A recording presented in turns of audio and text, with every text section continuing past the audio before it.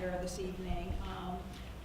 They are, as Vera was saying, Dan is the deputy editor of Yahoo News and the author of a book with a provocative title, Kill or Capture: The War on Terror and the Soul of the Obama Presidency, which came out a few years ago.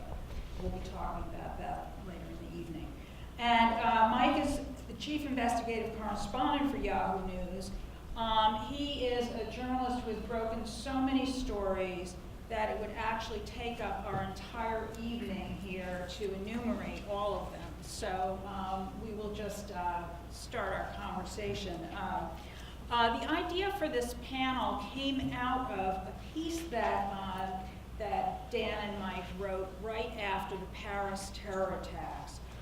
They wrote a great piece for Yahoo News that was way ahead of the curve among their competition, basically about how the rise of encryption and the new kind of messaging platforms had made it very difficult for the intelligence community to track the terrorists behind the Paris attacks. As Vera was saying, not only did that turn out to be prescient, but here we are dealing with this pitched battle between Apple and the FBI right now. I thought we might just start off with that, and I'd love to hear your take on where things stand right now, who's on what side. Yesterday, James Comey, the head of the FBI, admitted that they had bungled their attempt to kind of crack the code of the iPhone that was in charge of the care of one of the terrorists, and they made it actually more difficult. And so is the FBI looking to Apple to cover up their bungling, or what? Yeah. Well, look, it is an amazing confrontation, and I think vexing for a lot of people, because this crystallizes the tension between security and privacy. And both sides, the FBI and Apple, are sort of using this case for their own larger purposes. And in some ways, when you look at the details, I think you see that the larger issues loom larger than the specific issues about this phone. And let me just give you an example of that. When the FBI made its first court filing on this, it presented this as though it needed Apple to help them unlock the keys to the iPhone of the San Bernardino terrorist, because it needed to figure out whether there were any co-conspirators involved. In fact, I have the initial filing I brought with them, and that's exactly what they said. Farouk and Malik, those were the San Bernardino killers, died later that day in a shootout with law enforcement. The government requires Apple's assistance to assess the subject device, that's the iPhone, to determine, among other things, who Farouk and Malik may have communicated with to plan and carry out the IRC shootings where Farouk and Malik may have traveled to and from before and after the incidents, and other pertinent information.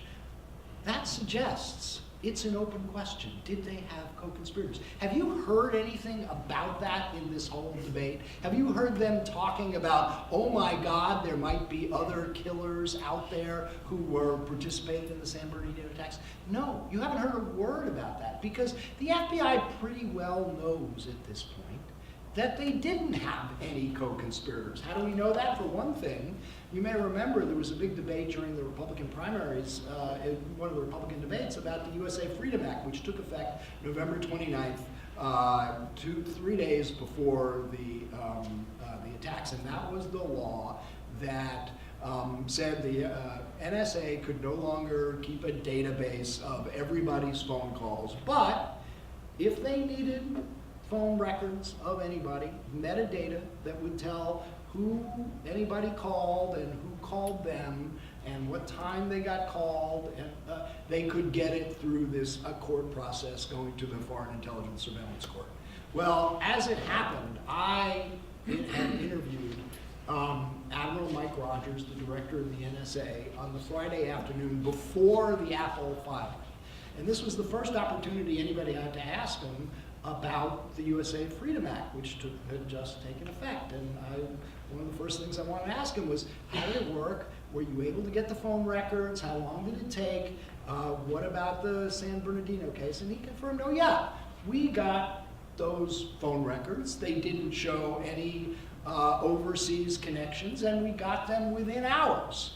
So everybody who called that phone and every call that was made from that phone, the NSA and the FBI already has those records. And they knew from the start that there was nobody who they were communicating with using that phone who was part of the San Bernardino attacks. And now, in addition to that, obviously they did a massive investigation, as the FBI always does, and looked at anybody and everybody who had contacts with it. They had lots of other ways of talking to anybody associated, and there hasn't been a whisper or suggestion that this was anything but two lone wolves who were inspired by ISIS, as we've had many cases of, and perpetrated this horrific act. So that's not to suggest that there wouldn't be some additional investigative clues that might be on the phone that might tell us about who was on their contact list, or other information. But the basic idea that the FBI needs this phone unlocked to find out whether there was a co-conspirator really doesn't hold up to the evidence. Now, I could go on and we could talk later about how Apple is using this for its own purposes as well, and they clearly are. But all I'm saying is that whenever you get a confrontation like this, and dramatic claims being made by both sides about the significance of this, you got to look behind, and you'll see that there's a political, strategic, public relations battle going on. That's important, but may not be exactly about what the two sides are trying to present. I just want to follow up just very quickly to what Mike just said. I think there's a tactical / legal issue going on here, and then there's a cultural one, which at the FBI, which Mike alluded to. And the first one, I think the FBI would much rather fight this out in court and create a precedent that would be favorable to law enforcement. The courts are going to be more favorable to law enforcement and more deferential than I think Congress would be, and I think this is where they want the battle to be fought. There are questions as to whether this is actually the best case for them, the old adage that bad facts make bad law, and there's a debate about that. The cultural point is what Mike alluded to before, which is that the FBI, I covered the FBI for much of my career.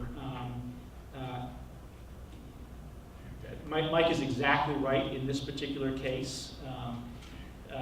There is, I'd say almost certainly, no information on this phone that would be really important to sort of cracking the investigation, as if they don't already know. But FBI agents, they've got the profile of a classic investigator. I might add, not that dissimilar to Isikoff, which is they want to know absolutely everything. They want to turn over every stone. It's just the way they are. It's in their DNA. And I talked to an FBI source last week who was making exactly this point and was skeptical that there would be anything on that phone that would really make a difference. But And for a guy like Comey, I think that at the sort of highest levels of the FBI, they're also torn. I think they do. I think Comey is a guy who probably takes the sort of security privacy, that balance seriously. But he has to defend his institution. You have to defend the building, as they say. And I think he is not in a position, or at least he believes he's not in a position where he can make those arguments. He's got to protect the institution. So I think that is a part of what's going on here. And if Yeah. I just want to pick up on 2 quick points. One is, the FBI would rather fight this battle in court than in Congress because A, they tend to have a better record of getting their way in court, especially when they present it in the kind of language that they did. And B, and if you go to Congress, then it becomes a political battle, and you're facing 2 issues. One is the privacy concerns that clearly resonate across the political spectrum. Absolutely. Not just liberal Democrats, but conservative Republicans were, among the most outraged. Ted Cruz voted for that USA Freedom Act, which took away the NSA's ability to store your phone records, and then also just the simple dysfunction of Congress, trying to get any law passed today, Let alone anything as complicated as this. But I should say, by the way, I thought that John Kasich in the last debate did make a very good point, saying, where is the president on this? Why, given the significance of this issue and given how polarized people are, why hasn't he brought all the parties to the White House and, as he suggested, lock the door and say, we're going to solve this. Well, We've got he to did come this, up with a compromise. and he did this on the metadata program, on the bulk collection program, where he created a commission, a review group, and brought in civil libertarians and people from law enforcement and people from the intelligence community, and they produced a report, which I read, actually a pretty serious report, which led to the Freedom Act. So it may be that Obama will still do this. And on the kind of political divide and the even within the Republican Party. Right after the Apple FBI clash erupted, pretty much all of the Republican candidates were asked about it, and it was pretty interesting to see how they responded. I mean, Marco Rubio, I thought it was actually in some ways an impressive answer. I mean, it was quite nuanced, kind of seeing the 2 sides of the argument and not really coming down on one side or the other. Donald Trump, on the other hand, his answer was bright colors rather than pastels, and he took the side of law enforcement pretty firmly, and actually after that, everyone else did too. They all sort of fell in line, which is interesting. And he tweeted that we should boycott Apple. And then he tweeted on his iPhone. Yes. So in the list of who's supporting which side today, the Wall Street Journal had a lead editorial coming out in favor of Apple. Fascinating, yeah. It says Apple is right on encryption, and here is a question that they raise in the middle of this editorial. It says, one question is why the phone wasn't immediately shipped in a Faraday bag to Fort Meade. The National Security Agency has a formidable decryption unit, and U.S. spooks probably have the ability to hack Farouk's phone without Apple's services, especially because it is an older, less sophisticated model. Yeah. What? I read that, and I don't know if that's true. That's true. That what? That they could have. I mean, I've heard from very senior law enforcement, Justice Department officials that they literally cannot hack into an iPhone with all of the extraordinary skills the NSA has, that particular feature that the iPhone has, that they call it a brute force attack, when you try to, everybody has their passcode on their iPhone, and you get 10 chances to put in the right passcode. It usually takes me 4 or 5. And after the 10th, if you haven't gotten it right, everything is erased. And what the government wants is the ability to be able to try to get into that passcode thousands, tens of thousands, hundreds, millions of times, which their computers can do very quickly. And I think it takes a matter of days, weeks, maybe. But after the 10th time, everything on the phone is erased. And my understanding is that the NSA, and we have a source who was a high-level official of the NSA. I've talked to him, and he said, just can't do it. Maybe 10 years from now, the NSA will be able to do that. But by then, the technology companies will have developed something. So there's an arms race that's going on. And law enforcement and the intelligence agencies are behind. Just 2 quick points on that. I just wanted to make. One is, I did read that in the Journal editorial today, which I thought was fascinating. And I don't know this, but having covered these sorts of things for many years, it did make me wonder if we just have, the old syndrome of, the FBI not wanting to deal or share credit with or give credit to another intelligence agency. We're going to do it on ourselves. We don't need the NSA for this. And then, of course, they bungled it. Right. But secondly, the other point is it's worth noting that, the NSA and Mike Rogers has a somewhat different perspective on these issues than Comey, because, he's also in charge of the U.S. Cyber Command and preventing cyber attacks. And encryption is a very important part of our cyber defenses. And the more you might open the door to a weakening of encryption so that the FBI and law enforcement can get into phones, you're also opening the door for foreign hackers and foreign intelligence agencies to get the same information. So he's been, Because playing a encryption very foundational, balanced, right? Yeah, right.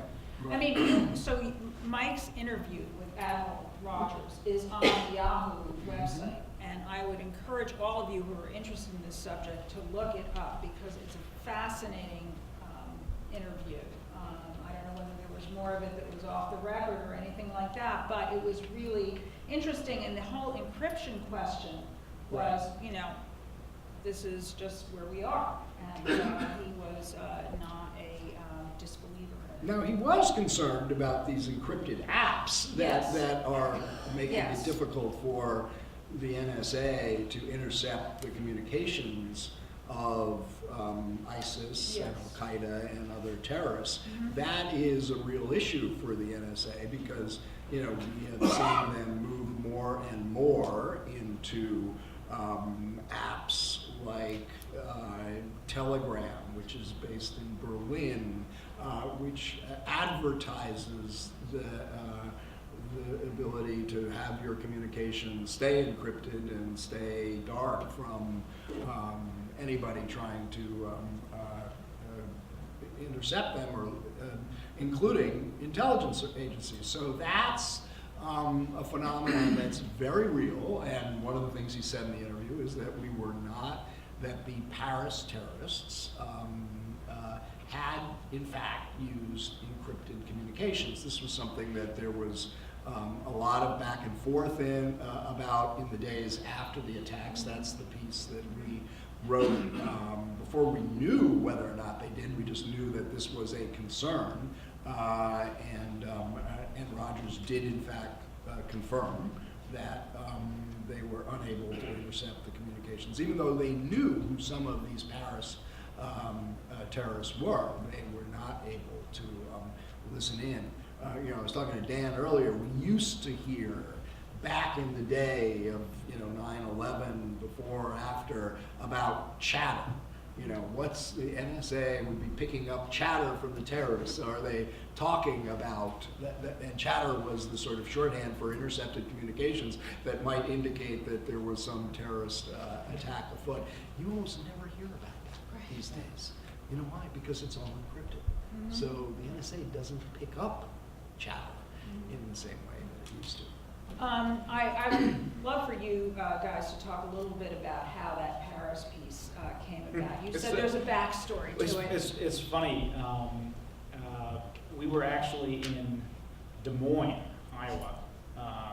We were, I guess fittingly in a way, we were out there for a conference that Yahoo was putting on. It was called Digital Democracy, and it was really about how politics has been politics and governing has been transformed by technology. And in fact, Mike, the panel that Mike moderated, really was an interview with a guy named Matt Olson, who was the director of the National Counterterrorism Center during the Obama, about 3 years of the Obama administration, and also had been the general counsel of the NSA, and got into some of these very issues, you know, the whole encryption question and whether technology companies should provide a backdoor so that law enforcement could get into iPhones. Conference was finished, and we had I guess another day before the Democratic debate was going to take place, actually at the same university where the conference was. I don't know where you were, if you were with me, but so that I was at lunch at a kind of famous hamburger joint in Des Moines, and with some of my colleagues. Were you there? Yeah. Yeah. Right. And all of a sudden we started getting notifications on our iPhones that there had been this horrendous attack. Actually, originally we didn't know it was like, you know, we didn't know how bad it was. Killed and yeah, the original were the first reports, right. and then, but fairly quickly, we found out that it was a really serious terrorist attack, and so, you know, it doesn't matter where you are, you just start reporting, and so we were calling sources and trying to figure out, you know, what kind of a story could we do that would add some value. I was in touch, it's kind of ironically, I was in touch with a longtime source who a very senior law enforcement official, and we were communicating. I'm not going to say more than this, but our communications were encrypted. I don't want to give away too much tradecraft, but both Mike and I, and a lot of other reporters these days, particularly reporters who do national security reporting or investigative reporting, and are concerned about their sources, being investigated, all these leak investigations that are going on, are much more careful than we were years ago when everyone just would email. And so I was trying to find out what was happening, and if this source knew anything about the case, this particular investigation. He was a former law enforcement official, but the first thing that he said was, "I'll bet you anything that they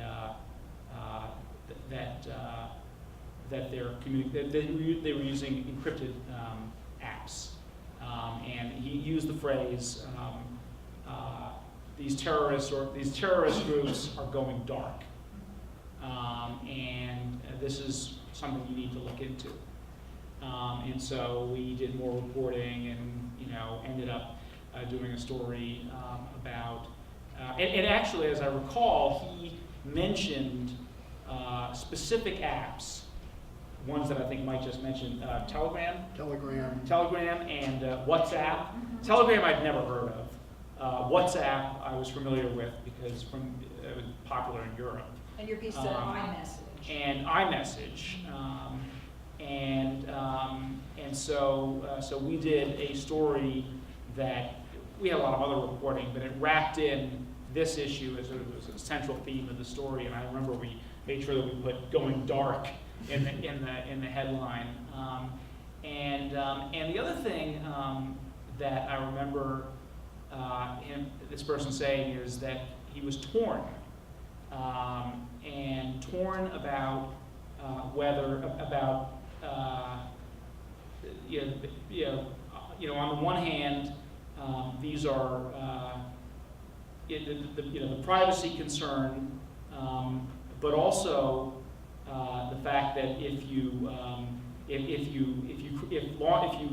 technology companies create a backdoor, you allow hackers and bad governments, as he put it, you give them all sorts of power.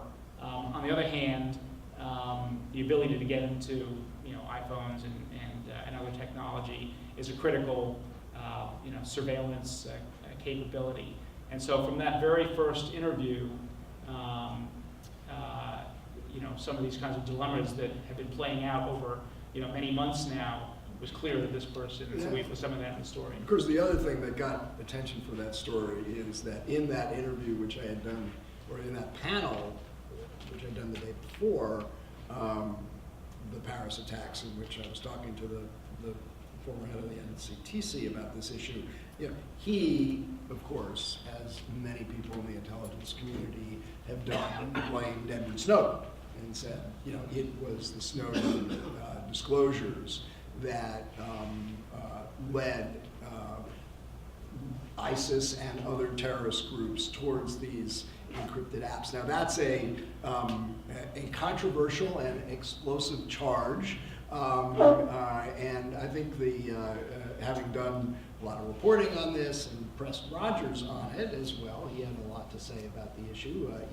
He endorses that view, I think, although a little more nuanced than what he says, and I think is probably right, is that, look, technology was moving in this direction.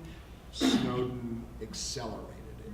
It's not all on Snowden's hands, but he certainly contributed to it. And it is true, if you believe what multiple intelligence officials have said, is that they were, in the months after Snowden, able to intercept communications in which the ISIS folks and others were saying, we have to be careful, citing the disclosures and saying we can't talk this way anymore. And just to talk a little bit about the Snowden effect, wasn't it the Snowden effect that led Apple to encrypt its operating system?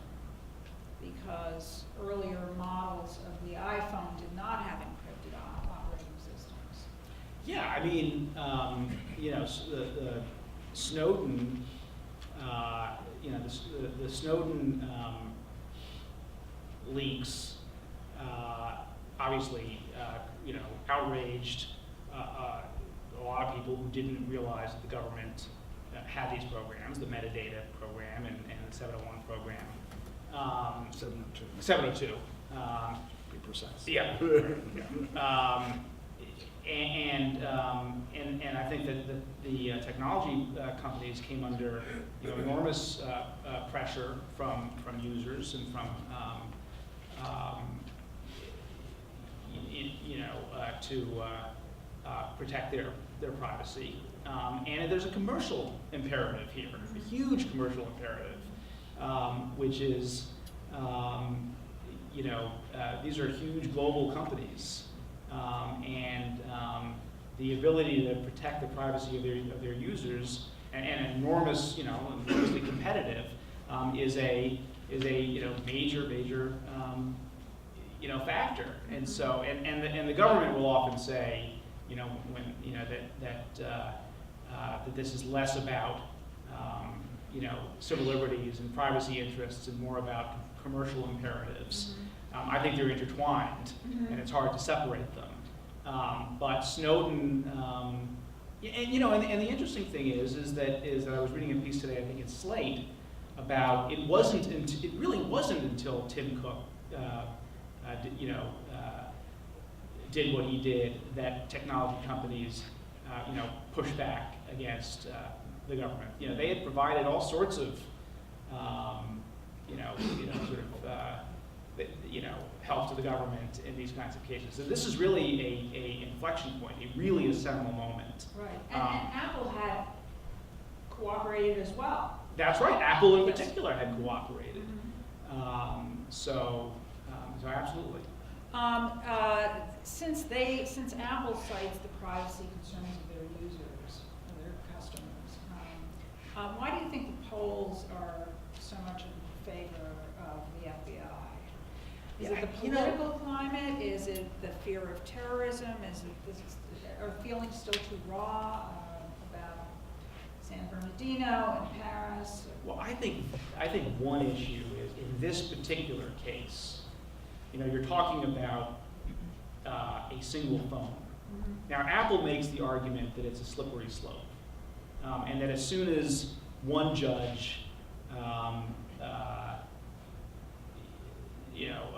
directs the government, directs the technology in Apple to create a backdoor, that then all of a sudden judges, in a lot of cases will start doing this, and then you won't be able to control it. But I think there's probably some skepticism on the part of the public that this is really, going to lead to, a profound erosion of people's privacy concerns when they balance that against the outrage in this particular case. I don't think it's actually, the last poll I saw was that it was 51%. It wasn't overwhelmingly. Yeah, no, I saw polls that against. were 55. Well, I think 57%, yeah. I think it's shifting a bit. I Yeah. think, initially when it was presented like this, Yeah. people say, yeah, Right. damn straight, get that phone, find out who those other killers are. Now people are beginning to have a little skepticism, or at least that argument seems to have faded because really there's not much to it. So now, the pendulum has begun to change a little. I thought that Wall Street Journal editorial was a pretty significant moment in this debate because, you would not expect the Wall Street Journal to be arguing a position against the intelligence community and the law enforcement community, but they were. Now, of course, the minute ISIS strikes next, all that can change. So that's, the nature of a debate like this. So the two of you have been covering national security issues for a long time. You've reported on all kinds of terrorist organizations and terrorist threats. Can you talk a little bit about what it's been like to report on ISIS, the Islamic State, and not just from technological perspective? On the one hand, they seem to be very public. They have become very adept at using propaganda And social media. To advance their cause. Chris Dickey, our former colleague, has said that, terrorist organizations used to rely on the media to get their message out. Now ISIS just does it I themselves. just tell one short anecdote. I remember the day, what was it, in the September of 2014, and we were having lunch across the street from Yahoo, and we checked phones, and there was this Stephen Sotloff beheading video, and we watched it together on our iPhone, and that was a pretty horrific experience to see this gruesome beheading of an American journalist, of anybody, but and we covered Al Qaeda for years, and certainly there was Daniel Pearl, but I don't think we ever had the video, certainly not as accessible as this was. And so, there was just horrificness to what ISIS has been doing, and, basking in their, in just how bloody they can be, that, it seems like so off the charts that it seems to be at another level. But there again, that's an issue that has kind of forced us to confront, and technology companies to confront, sort of the difficult balance between, in this particular case, kind of First Amendment and free expression, versus security. So the social media platforms have come under enormous pressure from the government to really police their sites to prevent groups like ISIS from using them for propaganda purposes.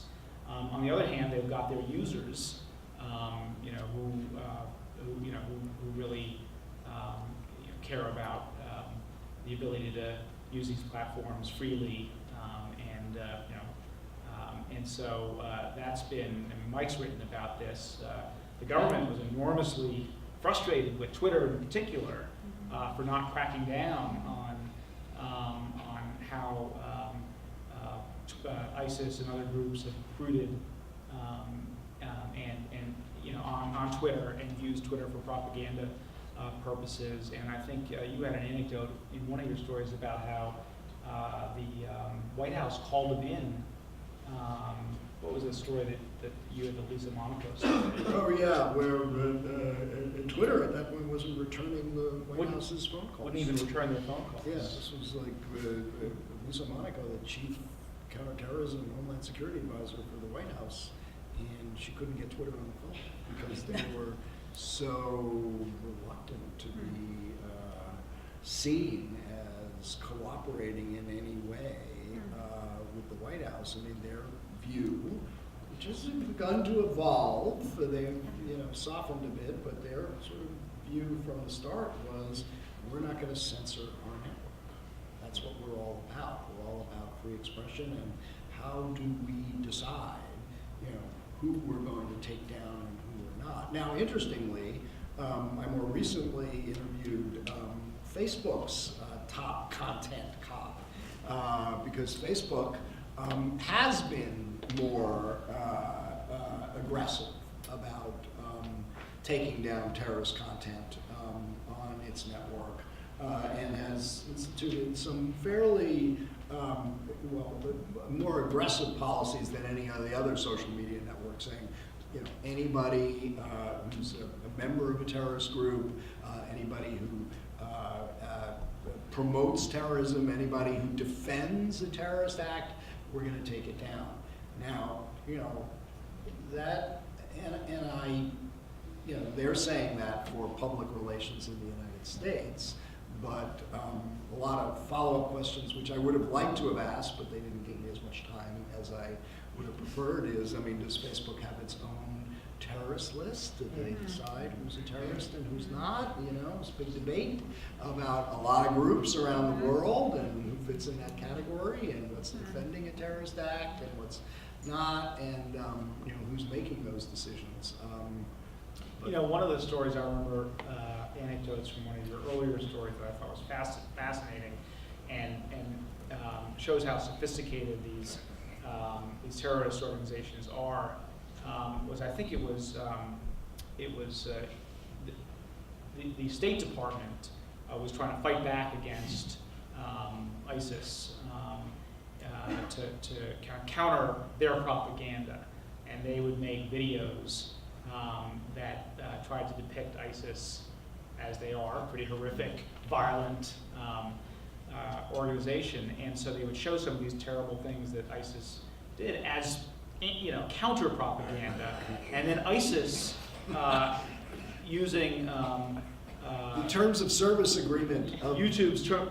It was Twitter. Oh, Twitter. Was it Twitter? Or, I can't remember if it was Twitter or YouTube, but they actually invoked the terms of service agreements to get the State Department's videos taken down, those terms of service that ban violent content. So when the State Department was trying to go after, which is basically, it's like jujitsu. It's using leveraging our strengths against us, right, which Al Qaeda also did by using our openness and our technology and to attack us on 9/11. So ISIS was using the terms of service to shut down the State Department, which and succeeded. That was pretty. I thought in your interview with Admiral Rogers, he was very I thought it was interesting that he was making a point about his concern about the recruitment of young people by ISIS, which has become a big story Right.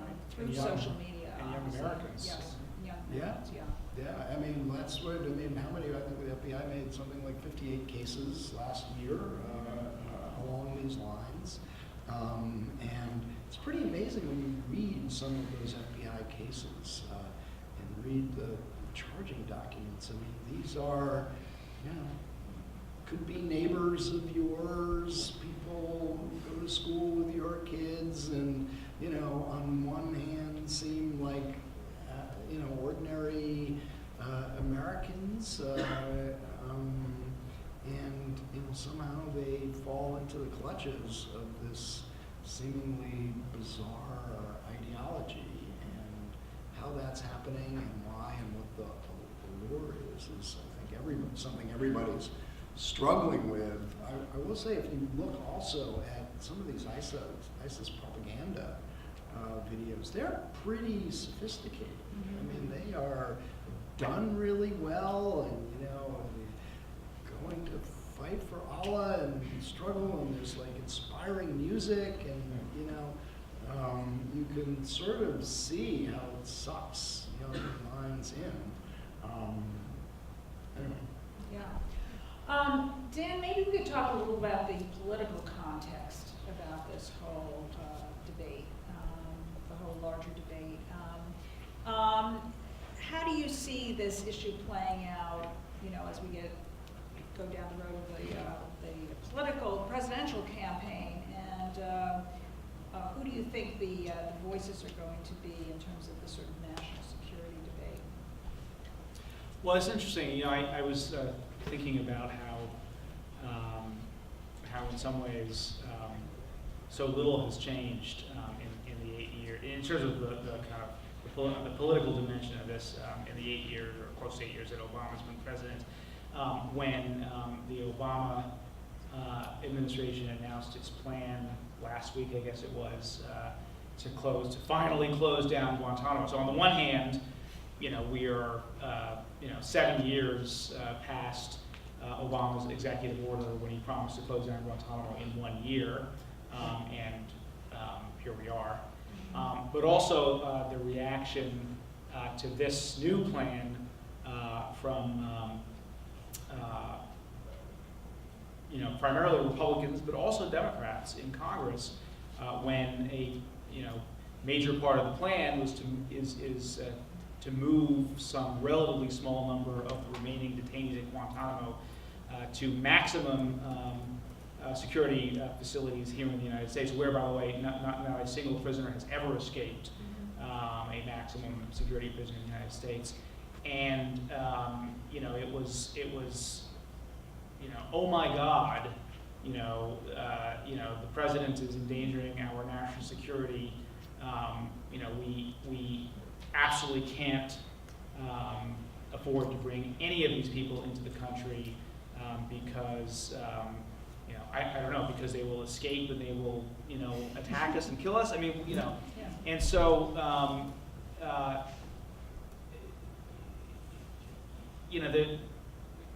so little has changed, and we were talking before about what Obama's legacy is going to be on these issues, and I'm wary of prognosticating about presidential legacies, because I think it takes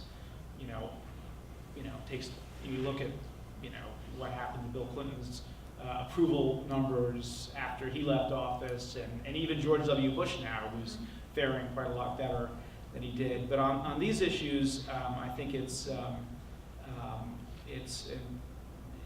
of in the short term connected to what happens to ISIS. That is considered the central counterterrorism threat right now, and there has not been a San Bernardino aside, and that was not a externally directed attack that came from within.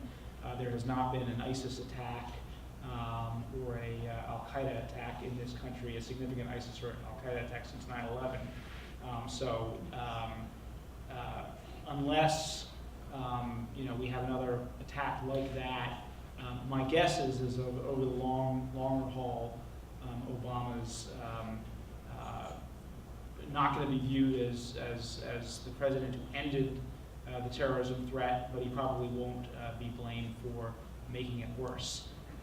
And on ISIS, and maybe Mike disagrees with this, I think the debate is going to continue to be as it is now. Well, who's responsible for the emergence of ISIS? Is it Obama for having not negotiated a status of forces agreement with the Iraqis, and then having withdrawn from Iraq, creating a vacuum that led to the emergence of ISIS, or is it the original sin of invading Iraq in the first place? And I don't think that's a debate that's going to be resolved in anytime soon. And my guess is over the long haul, that's not one that's going to. Well, I don't know. I don't want to say how that will affect Obama. It's too soon to say. I do think. Look, of course, yeah. 10 years, 20 years now, who knows? But I do think a lot is going to hinge on what the state of ISIS is when he leaves office in January. And if they are still holding huge swaths of territory in Iraq and Syria, they're still in control of Mosul, they've taken control of large portions of Libya, then I think that is going to be a very big shadow on Obama's legacy. This is something that happened on his watch, you can take it from the moment, when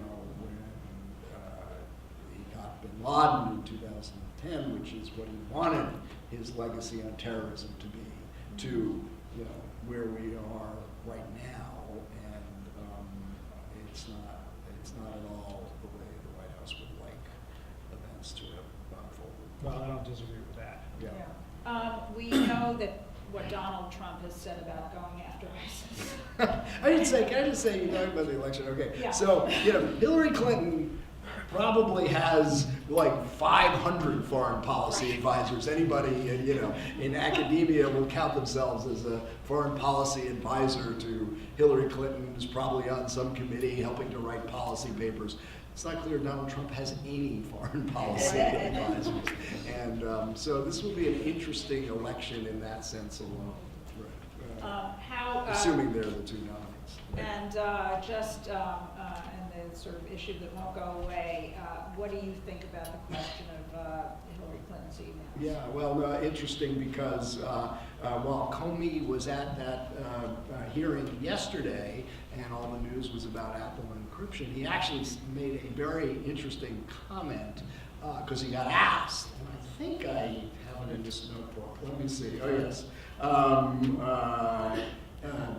One of the Republicans said, look, there's a lot of questions about this. We know you're investigating. Are we ever going to learn what you found, what's going on? And he said, what I can assure you is that I am very close personally to that investigation to ensure that we have the resources we need, including people and technology. And that is done the way the FBI tries to do all its work independently, competently, and promptly. I thought that was kind of a curious comment to make. It's the third time now Comey has said something like this. Two previous times he said he's being briefed regularly on the investigation. Yesterday he said I'm very close personally to that investigation. I don't know. He just could be covering himself so that when he has to answer to Chuck Grassley and the Senate Judiciary Committee, he can make assurances. But in my experience, the FBI director doesn't get briefed regularly and is not close personally to investigations that aren't going anywhere. And I think there is a reasonable chance, based on what we know, that the FBI has something here. And that they are taking it seriously. Am I allowed to ask a question? Yeah. So, obviously, at the end of the day, it's not the FBI's decision whether to bring criminal charges. They make a recommendation. Yes. And in a case like this, pretty sensitive case, particularly so close to an election, and at least a subject of the investigation is the likely standard bearer of the Democratic Yes. Party. So a couple of questions. One, the politics of going after a nominee of one of the two parties, and two, this is a decision that would have to be made at the highest levels of the Justice Department. I don't know whether Loretta Lynch has a relationship with, but are there recusals that will have to happen? Will they have to appoint a special prosecutor? I mean, has that question been? Well, yes, it has, and there have been calls for a independent counsel under the regulations. But based on what you and I both know about who the personalities are that Comey would be making this recommendation to, I can't see any of them. John Carlin, the Assistant Attorney General for National Security, and going up to Loretta Lynch,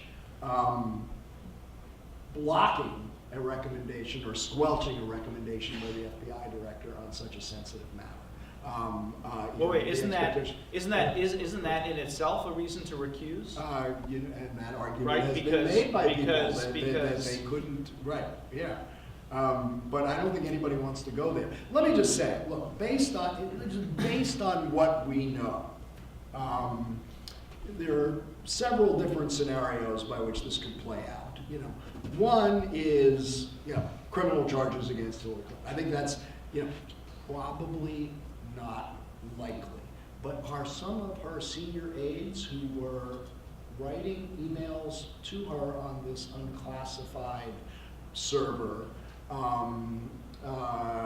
and facing possible exposure? Yeah, there was a very interesting story broken by our former colleague Mark Hosenball last week that the content of some of these emails written by her aides to Hillary tracked the language very closely of classified reports by the intelligence community, which means, if you follow the logic, that some people were reading on the classified system intelligence reports and then writing a sort of, laundering them or sanitized version with the same language on the unclassified system, which suggests that if they were doing it with foreknowledge and purpose, knowing that that's exactly what they're doing, then they are potentially exposed to charges of mishandling classified information.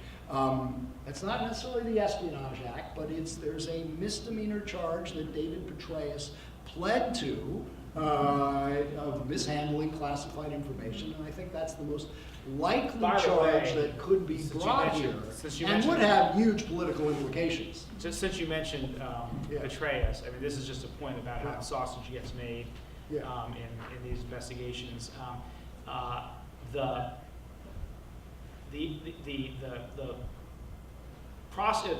agents of the FBI who were involved in this case, those brick agents as they're called, were infuriated by how the Petraeus case played out, because they thought that the misdemeanor charge in the end was just a slap on the wrist, and that there was political interference or and I think that view, I am sure, is infecting the way they view this particular case. And I imagine that Comey, I don't know this, I don't know what he's thinking, but I'm guessing that Comey is, at least in the back of his mind, is thinking about how his agents are viewing this particular investigation in light of what happened to Petraeus. And those are some of the kind of human factors that affect how these investigations play out. I am not predicting here there's going to be criminal charges because I don't know. I do know that in many years of covering these things, when you unleash the FBI, more often than not, they tend to find something. It may not be what we're talking about, but they may have found something. it is interesting to me that all those, that several of those top aides who are potentially exposed, Cheryl Mills and Jake Sullivan, and there's another one who sorted through the emails, all have the same lawyer, same high-powered Washington lawyer, Beth Wilkinson. This is David Gregory, who is undoubtedly working closely with David Kendall, Hillary Clinton's longtime lawyer on these matters in a joint defense agreement. I think there's reason to think that people are taking this quite seriously on both sides. And what about Hillary's contention that some of this material was classified after the fact? Right, and you know, that's true, but follow the scenario that I presented before. Yeah. If in fact they were taking, what she said is they weren't marked classified at the time. So the emails that got sent to her by her top aides didn't say classified. This is classified information. Duh, that was the whole point. They were taking the classified information and putting it into an unclassified system, knowing, theoretically knowing what they were doing, and therefore were of course not going to identify it as classified in the emails they're sending to her on the unclassified private server. One thing that was sort of surprising to me, some of these emails, a number of them are about the CIA drone program, which remains a classified program, although everyone kind of talks openly about it. Mike Hayden, the director of the CIA and also the National Security Agency, but the CIA when the drone program was really ramping up, just wrote a whole book. Yeah. About national security, and I've read parts of it. A lot of it is about the CIA drone program, which he writes about completely openly. Right.